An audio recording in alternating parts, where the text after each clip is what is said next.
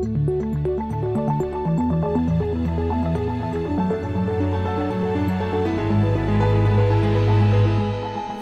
This Morning.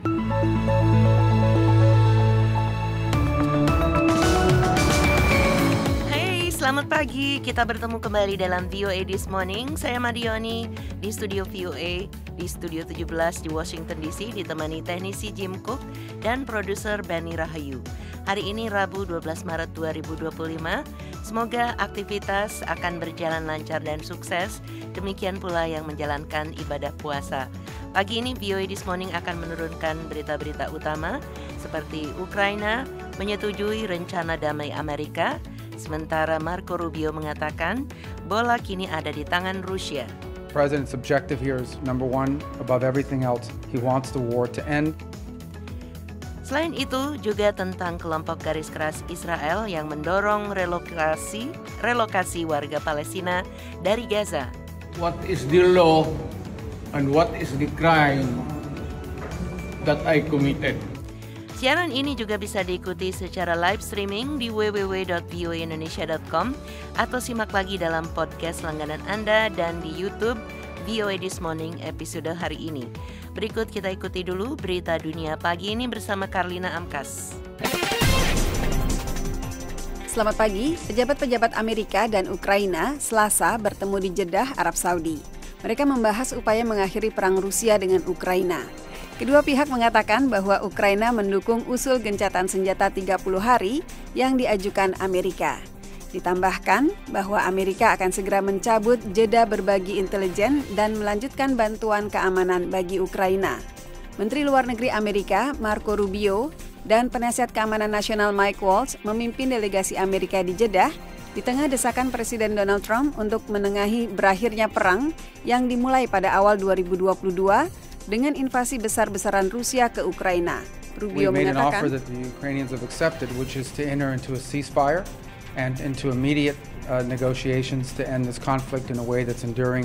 kami mengajukan tawaran yang diterima Ukraina untuk mengadakan gencatan senjata dan segera berunding guna mengakhiri konflik ini secara langgeng dan mempertimbangkan kepentingan, keamanan, dan kemampuan mereka untuk maju sebagai negara.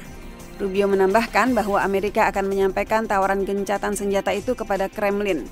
Presiden Ukraina Volodymyr Zelensky tidak hadir dalam pertemuan Selasa. Utusan utama Uni Eropa Kaja Kallas menyampaikan pernyataan tentang Gaza dan meningkatnya kekerasan di Suriah dalam laporan kepada Dewan Keamanan PBB pada Selasa. Kallas mengatakan bahwa Uni Eropa berkomitmen membangun kembali Gaza. Kepala Kebijakan Luar Negeri Uni Eropa tersebut mendesak semua pihak untuk bekerja sama mencapai perdamaian abadi. It is critical that both sides uphold their commitments to international and humanitarian law and face... Sangat penting bagi kedua pihak untuk menegakkan komitmen mereka terhadap hukum internasional dan kemanusiaan dan suksesnya perundingan tahap kedua, kata Kallas. Ia menambahkan bahwa Uni Eropa menolak segala upaya perubahan demografi atau teritorial di Gaza. Beralih ke Suriah, ia mengecam kekerasan di sana, menyerukan agar semua aktor eksternal menghormati persatuan, kedaulatan, dan integritas teritorial Suriah. Ia mengatakan bahwa kekejaman yang kita saksikan dalam beberapa hari ini tidak dapat diterima dan menunjukkan betapa rapuh situasi ini.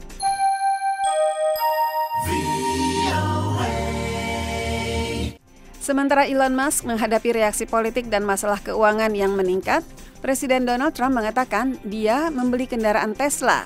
Ini bentuk dukungan yang tidak biasa dari Presiden kepada penasihatnya yang paling berkuasa. Ini contoh terbaru bagaimana Trump menunjukkan kesetiaan kepada Musk yang mengucurkan banyak uang untuk kampanyenya tahun lalu dan telah menjadi tokoh kunci dalam pemerintahan keduanya. Perusahaan kendaraan listrik milik Musk sedang dilanda kelesuan penjualan dan anjloknya harga saham. Ia terus menjalankan perusahaan pembuat mobil tersebut serta platform media sosial X dan produsen roket SpaceX, sekaligus menjabat sebagai penasihat Trump dalam perombakan dan perampingan pemerintah federal. Gedung Putih tidak segera menguraikan rencana Trump seperti bagaimana pembelian itu akan ditangani atau di mana mobil itu akan disimpan. Presiden Amerika Donald Trump Selasa meningkatkan perang dagangnya dengan Kanada. Ia menggandakan tarif 25% atas ekspor baja dan aluminium negara tetangga di utara itu menjadi 50%. Setelah pemimpin Provinsi Ontario, Kanada mengatakan akan menambahkan pungutan 25% atas listrik yang dijual kepada 1,5 juta pelanggan di Amerika. Dalam unggahan dengan huruf kapital di platform media sosialnya, Truth Social, Trump menyebut Kanada sebagai salah satu negara yang menerapkan tarif tertinggi di dunia. Ia mengatakan bahwa tarif baru terhadap baja dan aluminium itu akan mulai berlaku pada Rabu pagi. Selain itu, Trump menuntut agar Kanada segera menurunkan tarif anti petani Amerika 250% hingga 390% atas berbagai produk susu Amerika yang telah lama dianggap keterlaluan. Trump juga memperbarui rancangannya menjadikan Kanada negara bagian ke-51 Amerika. Ini akan membuat semua tarif dan hal lainnya benar-benar hilang, kata Trump. Pajak warga Kanada akan dikurangi secara substansial, mereka akan lebih aman secara militer dan lainnya daripada sebelumnya, tidak akan ada lagi masalah perbatasan utara, dan negara terbesar dan terkuat di dunia akan menjadi lebih besar, lebih baik, dan lebih kuat daripada sebelumnya.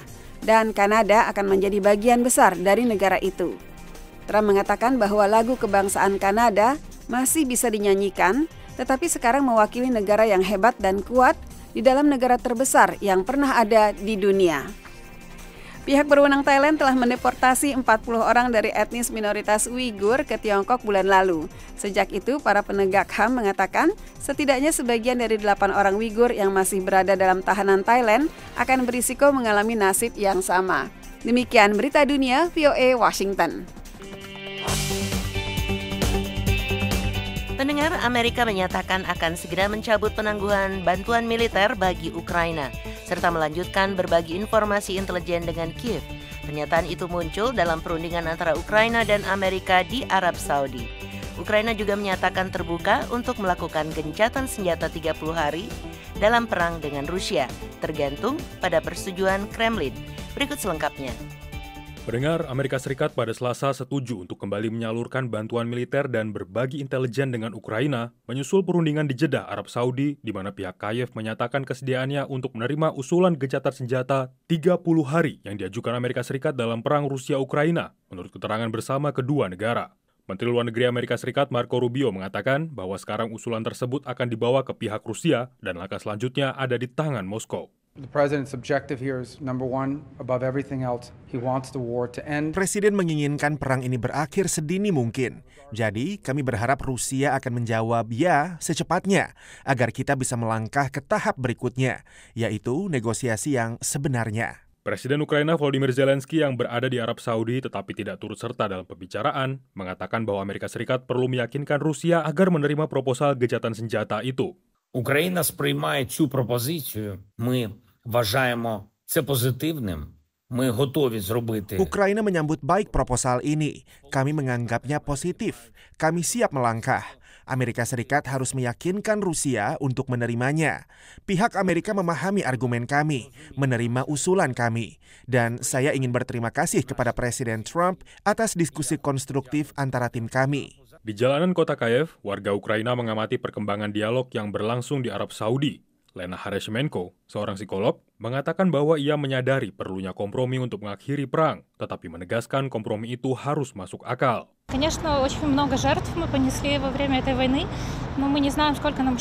Kami mengalami banyak kerugian selama perang ini, dan kami belum tahu seberapa banyak lagi kerugian yang akan kami derita.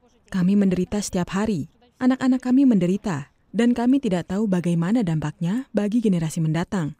Alexander, seorang tentara Ukraina yang hanya boleh memberikan nama depannya karena alasan keamanan, memperingatkan bahwa Ukraina tidak boleh lengah. Буде чергове перемир'я і просто-напросто це буде час, щоб Росія знову ж таки накопила. Jika ada gencatan senjata, itu hanya memberi Rusia waktu untuk memperkuat persenjataan, menambah personel, rudal, dan senjata lain.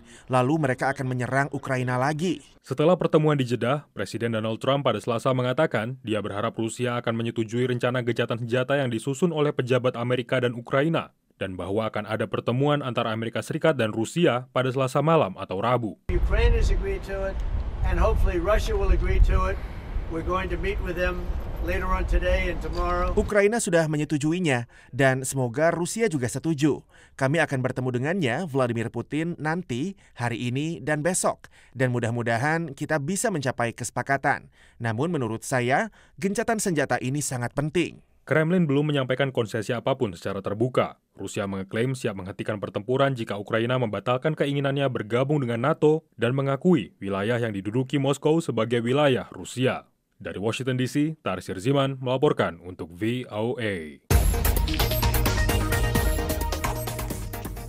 Mantan Presiden Filipina Rodrigo Duterte ditangkap kepolisian Filipina atas permintaan Mahkamah Pidana Internasional terkait tuduhan melakukan kejahatan terhadap kemanusiaan melalui kampanye perang melawan narkoba ketika ia masih menjabat presiden. Kini ia telah diterbangkan menuju Den Haag untuk menghadapi dakwaan tersebut. Berikut selengkapnya. For detention and the basis for detention. Filipina menangkap mantan Presiden Rodrigo Duterte pada hari Selasa atas permintaan Mahkamah Pidana Internasional atau ICC. Hal itu merupakan langkah besar dalam penyelidikan ICC terhadap ribuan pembunuhan yang terjadi dalam kampanye perang melawan narkoba yang menjadi sorotan pada masa kepresidenan Duterte. Duterte, mantan wali kota yang dikenal berbeda dan berani, yang memimpin Filipina dari tahun 2016 hingga 2022, menerima surat perintah penangkapan saat tiba dari Hong Kong di Bandara Utama Manila. Dalam video yang diunggah putrinya, Veronica Duterte, di Instagram dari Pangkalan Udara Villamor, Manila, di mana ia ditahan, mantan presiden itu mempertanyakan alasan penangkapannya. What is the law and what is the crime? Jadi apa undang-undangnya dan apa tindak pidana yang saya perbuat? Beritahu saya sekarang basis hukum penahanan saya, karena saya nampak dibawa ke sini bukan atas kehendak saya sendiri. Presiden Filipina Ferdinand Marcos Jr. mengatakan pada Selasa malam bahwa mantan Presiden Duterte ditangkap atas permintaan Interpol, bukan atas permintaan ICC. Seperti Amerika Serikat, Filipina bukan anggota ICC. Marcos mengatakan Duterte telah meninggalkan Manila dengan pesawat dan akan diserahkan ke Mahkamah Pidana Internasional di Den Haag. The plane carrying former President Rodrigo Roa Duterte. Pesawat yang membawa mantan Presiden Rodrigo Roa Duterte terbang pada pukul 11.03 malam ini dan keluar dari wilayah udara Filipina.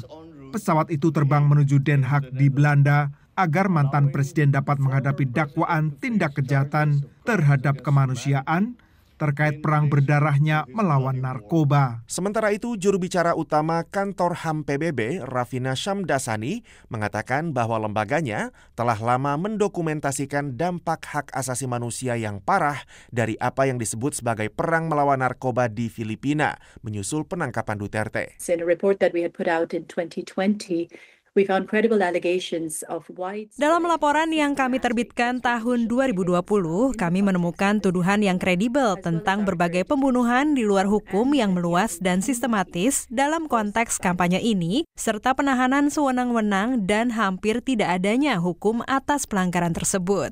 Amerika Serikat belum memberikan tanggapan atas penangkapan Duterte. Kampanye perang melawan narkoba yang diluncurkan Duterte merupakan kebijakan utamanya setelah dilantik sebagai presiden pada tahun 2016, usai kampanye yang penuh kebencian untuk memberantas kejahatan dan sumpahnya untuk membunuh para pengedar narkoba. Rifan Dwi Astono, VOA Washington. The Voice of America, VOA. Kelompok Garis Keras Israel menyambut baik rencana Presiden Donald Trump untuk masa depan Gaza yang meminta 2,3 juta warga di kawasan itu meninggalkan wilayah yang terkepung tersebut. Mereka mengatakan mendorong emigrasi tidak melanggar hukum internasional. Warga Palestina sendiri menolak rencana itu. Wartawan VOA Linda Gretsin melaporkan, disampaikan Nur Hadi Sucahyo. Kaukus sayap kanan Tanah Israel di Knesset bertemu pada hari Minggu lalu dalam sebuah sesi khusus untuk mendukung rencana Presiden Amerika Serikat Donald Trump bagi relokasi 2,3 juta warga Palestina keluar dari Gaza. Menteri Keuangan Israel, Bezalel Smotrich, mengatakan dia mendirikan sebuah otoritas migrasi di dalam Kementerian Pertahanan untuk mendorong warga Palestina meninggalkan Gaza. Setiap shekel yang akan kita investasikan dalam mendukung migrasi membebani kita lebih kecil dibanding jika terus berperang. Anggaran tidak akan menjadi penghalang untuk rencana ini. Anggota Knesset Simcha Rothman mengatakan bahwa rencana relokasi ini lebih realistis dibanding rencana yang baru saja diajukan oleh Mesir dan Liga Arab. Orang-orang mengatakan, mari kita rehabilitasi Hamas. Mari beri semua kesempatan bagi Hamas untuk membangun kembali pasukan mereka. Bagaimana mungkin itu adalah sebuah solusi yang realistis? Itu berbahaya bagi warga Gaza dan itu juga berbahaya bagi perdamaian di kawasan ini. Ahli hukum sayap kanan dalam pertemuan Kaukus Tanah Israel mengatakan bahwa mendorong emigrasi dari kawasan perang bukanlah pelanggaran hukum internasional. Hal itu disampaikan Eugene Kontorovich, ahli hukum dari Forum Kebijakan Kohelet. Kita tahu bahwa dalam masa perang ada pengungsi. Dari Afghanistan, jutaan pengungsi. Dari perang di Suriah, jutaan pengungsi. Dari perang di Ukraina, jutaan pengungsi. Tidak ada satupun yang disebut sebagai pembersihan etnis. Sementara perwakilan dari organisasi liberal di Israel tidak setuju dengan hal itu. Hagi Tofran adalah aktivis di proyek pengawasan pemukim di gerakan Israeli Peace Now. Ini bukan pemindahan orang secara sukarela. Ini pengalihan atau pemindahan. Itu adalah kejahatan perang dan itu tidak bermoral. Jika Anda membuat kehidupan orang menderita, lalu kemudian Anda mengatakan bahwa orang-orang itu ingin meninggalkan tempat itu bukanlah sesuatu yang dilakukan secara sukarela. Sementara prospek untuk membangun kembali pemukiman Yahudi di Gaza tidak mungkin terjadi, kebanyakan warga Israel setuju bahwa Hamas seharusnya tidak memiliki peran bagi masa depan kawasan itu, dan sebagian setuju bahwa cara terbaik untuk memastikan hal itu adalah dengan membuat sebagian besar warga Palestina meninggalkan Gaza. Linda Gradstein melaporkan dari Yerusalem, disampaikan Nur Hadi Sucahyo.